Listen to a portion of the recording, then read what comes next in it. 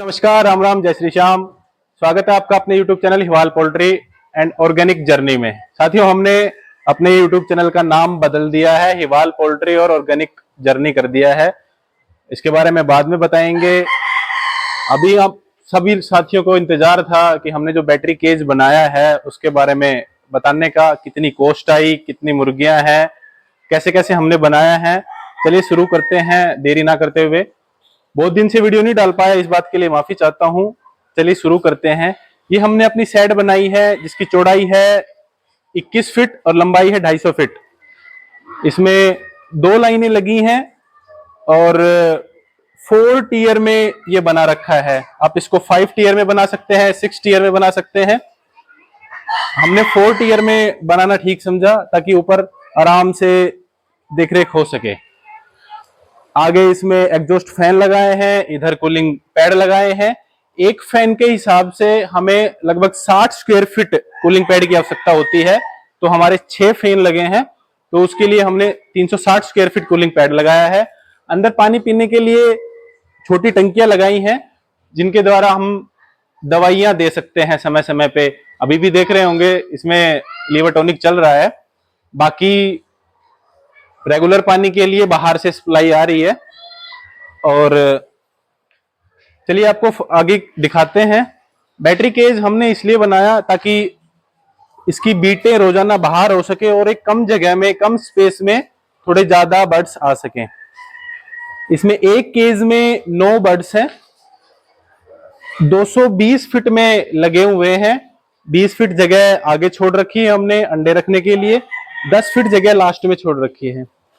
Fully automatic में अंडे का ऑटोमेटिक रहता है, फीड ट्रॉली का ऑटोमेटिक रहता है, लेकिन हमने इसको सेमी ऑटोमेटिक कराया है। हमने ना तो अंडे का कलेक्शन ऑटोमेटिक लगवाया है, ना ही हमने फीड ट्रॉली ऑटोमेटिक बोले तो मोटर से चलने वाली लगाई है।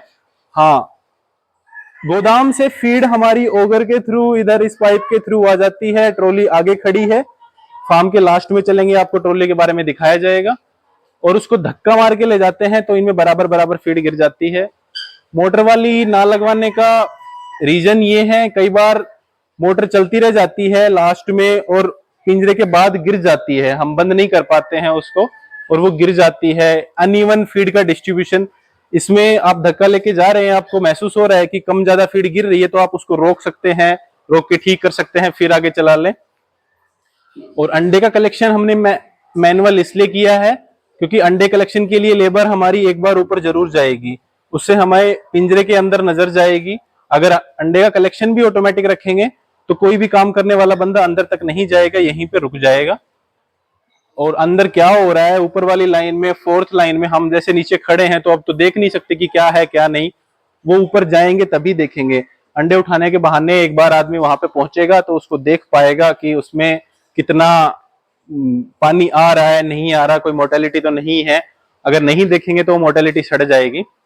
अच्छा, ये है हमारा अंदर का बैटरी केज सिस्टम। पटे लगे हुए हैं, इनको हम 2 दिन में एक बार इसकी बीट को साफ करते हैं। अभी कुछ मुर्गियां हमारी बाहर निकली हुई हैं। आपके मन में सवाल आ रहा होगा कि मुर्गियां बाहर क्यों घूम रही हैं। अभी हमारी मुर्गियां 130 दिन की हुई है, कुछ वजन में कमजोर हैं तो पिंजरे के नीचे से निकल जाती हैं। इनको 2-3 दिन में एक बार वापसी डाल दिया जाता है। फिर अगर दोबारा से फिर कोई निकल जाती है तो थोड़े दिन में, लगभग 20-25 दिन में ये निकलना बंद हो जाएंगी, पिंजरे के अंदर ही रहेंगी। जैसे ये पिंजरे में अभी थोड़े दिन पहले ही डाली है तो थोड़ा घबराई हुई है, अभी जैसे डरने लग रही है। थोड़े दिन में इनको आदत हो जाएगी। हम ऐसे पार जाते हैं तो थोड़ा सा ये ज्यादा भड़कती हैं। पीछे का सिस्टम हम बाहर से चल के पीछे के दरवाजे से तब आपको दिखाते हैं। बाकी कंस्ट्रक्शन हमने जैसे चौड़ाई बताई 21 फीट की और लंबाई हमारी 250 फीट है। हमने इस बार पफ पैनल लगवाए हैं, सीमेंट की चदरें नहीं लगवाई, हालांकि ये महंगी बहुत पड़ी हैं। ये लगभग हमें इस फार्म के लिए, इतनी चौड़ाई के लिए लगभग 7.5 लाख रुपए का खर्चा आया है पफ पैनल का।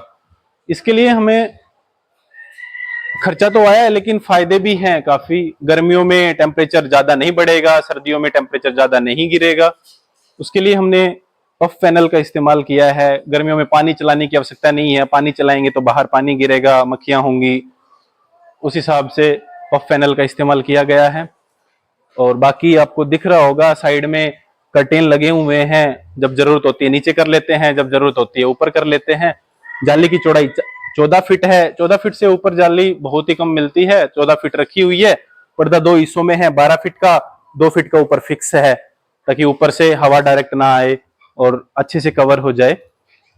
और बैटरी केज में हमें पर बर्ड खर्चा आया है लगभग, आप बिल्कुल कंपनी का लगवाएंगे तो 350-400 रुपए पर बर्ड का खर्चा आता है। हमने लोकल वेंडर से लगवाया है पंजाब से, तो खर्चा आया है 300 रुपए प्लस जीएसटी।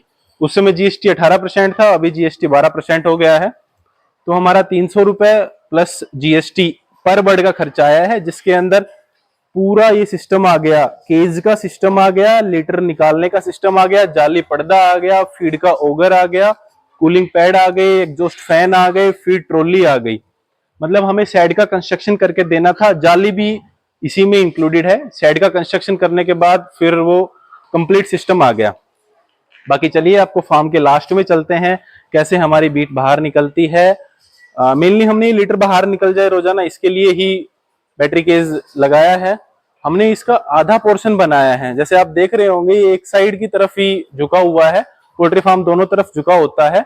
जब कभी भविष्य में ये अगर ये एक्सपेरिमेंट सक्सेस रहा, अच्छा चल गया, तो 1-2 फ्लोक निकालने के बाद हम इसमें आधा हिस्सा इधर जोड़ देंगे और ये 2 लाइन की बजाय 4 लाइनें हो जाएंगी। चलिए आपको फार्म के लास्ट में लेके चलते हैं।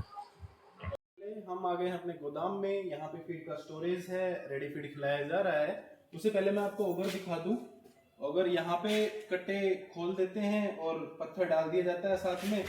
मार्बल में हम पत्थर जो मुर्गियाँ खाती हैं वो ये होता है, बाकी फीड सबको पता ही होगा। इसमें 2 मोटर लगी हुई है, एक ऊपर लगी हुई है, एक हमारे फार्म के अंदर लगी हुई है। ऊपर वाली ऊपर तक खींचती है, फार्म के अंदर अंदर तक खींचती है। यहाँ पे कट्टा डालते रहते हैं और अंदर चली जाती है। इससे भी बहुत आसान हो गया, मशीनों ने आदमियों का काम बहुत आसान कर दिया है। चलिए फार्म के लास्ट में चलते हैं। अभी हम फार्म के बाहर वाले हिस्से में खड़े हैं, आपको कर्टेन दिखा दूं। ये पूरा कर्टेन है। अगर फुल्ली ऑटोमेटिक करेंगे आपको तो आप इसको, ये पफ पैनल से ही बंद हो जाता है, उसमें 24 आवर आपको लाइट की इलेक्ट्रिसिटी की आवश्यकता रहती है। मैनुअल करना ठीक रहता है मेरे हिसाब से, जब ज़रूरत हो तब कर्टेन ऊपर कर लो, नीचे कर लो, और मौसम जब ह्यूमिडिटी का हो ऊपर करके एग्जॉस्ट फैन चला दो। 12 फीट की चौड़ाई है इसकी कर्टेन की, 2 फीट ऊपर लगा हुआ है। हमने ज़मीन लेवल से 14 फीट छत डाली हुई है, टीन डाली हुई है।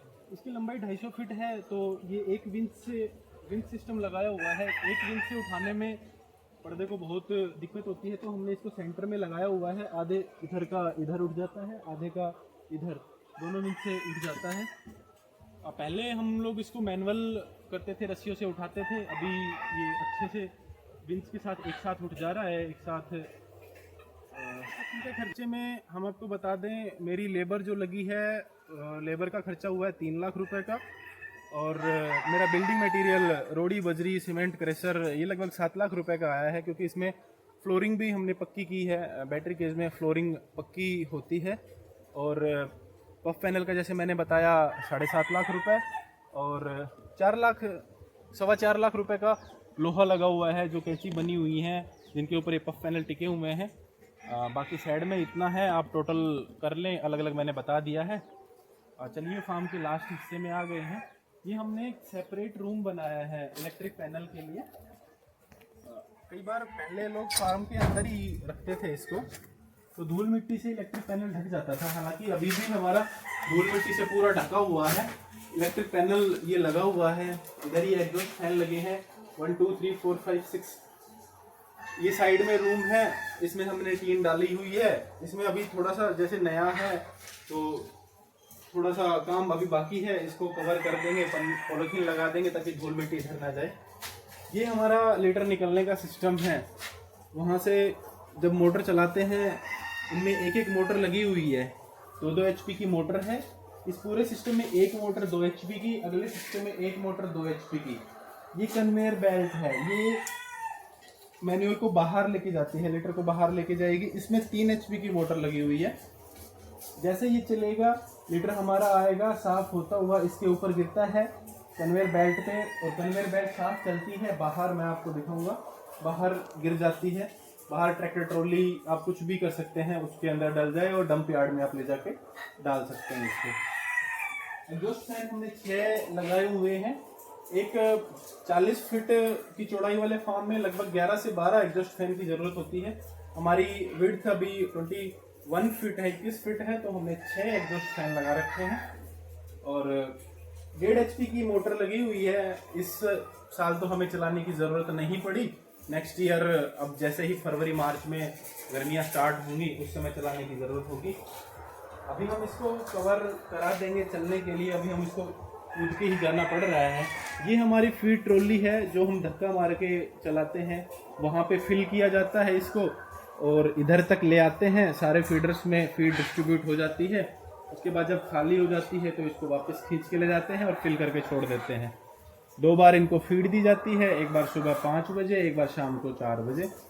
इसके अलावा दिन में अंडे उठाने का दौर शुरू होता है। अभी हमारी मुर्गियां अंडे देने स्टार्ट किए हैं जस्ट, तो अभी इतना ज़्यादा बर्डन है नहीं, तो धीरे धीरे हो जाएगी।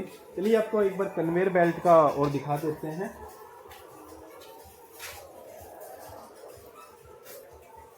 बाहरी हिस्सा है, एग्जॉस्ट फैन जैसे आपने सबने देखे होंगे, ये बंद हो जाते हैं जब चलते हैं, तभी इनकी ये प्लेट्स ऊपर होती हैं, हवा बाहर आ जाती है।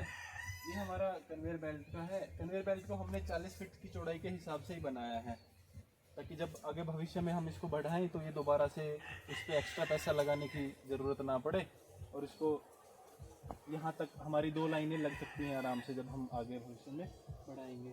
ये कन्वेयर है, इस पर गियरबॉक्स के साथ मोटर अटैच है, 3 HP की मोटर लगी हुई है और ये ट्रॉली के अंदर गिर जाती है। लगभग 2 दिन में एक बार इसको निकालते हैं, 1.5 दिन में, 2 दिन में, और इसको डंप यार्ड में हम डाल देते हैं। तो ये थी, मैं एक बार दोबारा से रिकैप दे देता हूँ। खर्चे में हमारा कितना कितना क्या क्या आया है। पर बर्ड हमारा 300 प्लस GST 18% इतना खर्चा आएगा, जिसके अंदर बैटरी केज कंप्लीट आ जाता है, चेन लिंक जाली, exhaust fan, cooling pad, cage, इनका पानी का सिस्टम, फीडिंग का सिस्टम, फीड ट्रॉली, ओगर, पर्दा, सब कुछ, विंच, सब कुछ आ जाता है। और कंस्ट्रक्शन में हमारा खर्चा 7.5 लाख रुपए के हमारे पफ पैनल लगे हैं, 4 लाख रुपए का हमारा लोहा लगा है और लेबर ने लिया हमारा 3.25 साढ़े 3 लाख के आसपास, एग्जैक्ट मुझे याद नहीं है। और उसके अलावा तो खर्चा मेरे हिसाब से कुछ नहीं है, लगभग सारा कवर कर दिया है। काफ़ी लोगों के, बहुत से भाइयों के कमेंट आ रहे थे कि बैटरी केज में कितना खर्चा आया, और तो ये हमारा खर्चा आया है बैटरी केज में। अब देखते हैं, अब इसकी टाइम टाइम पे वीडियो डालते रहेंगे। अगर आपको हमारी वीडियो अच्छी लग रही है तो हमारे चैनल को सब्सक्राइब करें, लाइक करें, शेयर करें। और हाँ साथियों, हमने अपने चैनल का नाम में थोड़ा बदलाव किया है, Hiwal poultry and organic journey. Organic journey हमने इसलिए ऐड किया है कि लीटर जो निकलता है इसको हम कहाँ लेके जाएं। इसको अगर इकट्ठा करते रहेंगे तो एक दिन ऐसा आएगा कि 1 एकड़ भर जाएगा, फिर 2 एकड़, फिर 3 एकड़, मतलब जगह कम पड़ती चली जाएगी। तो मैं कुछ बैक्टीरिया और फंगस के बैक्टीरिया लेके आया हूँ, मित्र बैक्टीरिया जिनको बोलते हैं। तो वो एक्सपेरिमेंट मैं करने लग रहा हूँ, जैसे मेरा सक्सेस होता है मैं आपके साथ साझा करूँगा। मेरा प्लान भविष्य में इस लीटर को एनारोबिक तरीके से, विदाउट वर्मी कंपोस्ट, मतलब विदाउट केंचुओं के, इसको खाद में तब्दील करके उसका मैं टेस्ट कराऊंगा क्या क्या कितना कितना मिलता है। उसके बाद मैं इसको खेतों में, पहले अपने खेत में एक्सपेरिमेंट करूंगा, फिर मैं लोगों को बताऊंगा, ताकि मेरा एक साइड इनकम सोर्स भी निकल आए। बाकी आप लोगों के पास कोई सुझाव हो, कोई सवाल अभी बचा हो तो कमेंट बॉक्स में कमेंट करना ना भूलें। अंत में फिर से एक बार रिक्वेस्ट है हाथ जोड़ के आपसे कि आप चैनल को लाइक, शेयर और सब्सक्राइब करें।